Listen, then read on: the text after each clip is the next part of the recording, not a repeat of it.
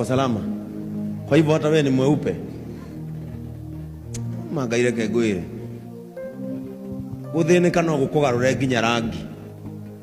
I wish tungekuwa na picha yake hapa akiwa hapa Wednesday. Huyu msichana alikuja. Kwa hivyo hata nywele inaweza sukika. Mnakumbuka msichana alikuwa na trend kwa kanisa yetu, alikuja hapa akikula mchanga. Ni huyu na kona hivyo venye yako. Sasa unasikiaje ukilala kwa nyumba? Nasikia vizuri na ninashukuru. Haya, mpaka uko na pete sasa. Walikuengage jioni hiyo?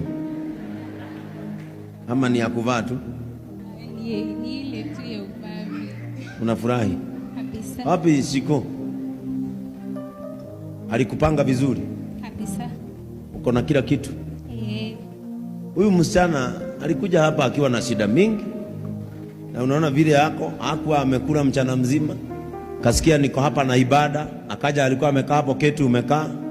Mfuko yote ilikuwa imejaa mchanga, alikuwa anatoa mchanga nauma kama hatuoni anakula.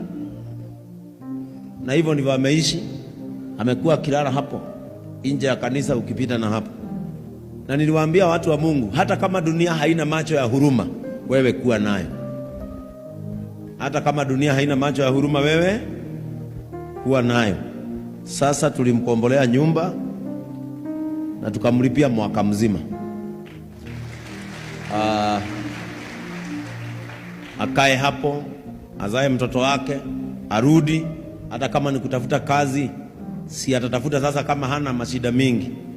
Na Dongo nilikwambia huyu msichana every Sunday unampatia chakula every Sunday, ama ana kama hata beba mingi, anabeba Sunday na anabeba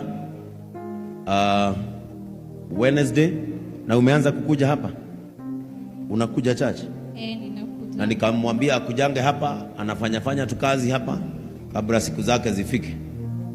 Na kwa hivyo nimefurahi kukuona. Kwa hivyo hata ulikuwa mweupe. Ni nini? Na wailetio niki? Tia kuwa huo. Si ndio huyu Hebu mlete kwa big screen. Ndio huyu. Akona rafiki yake hapa. Si unakaona pale. Baka nywele. Na mama nywele inawafanyaga watu. Hiyo nywele maneno tu agado. Menyerera nywele basi. Sasa umefurahi? Nimefurahi. Si usalimie hawa watu na uambie jina yako na uambie kama umefurahi.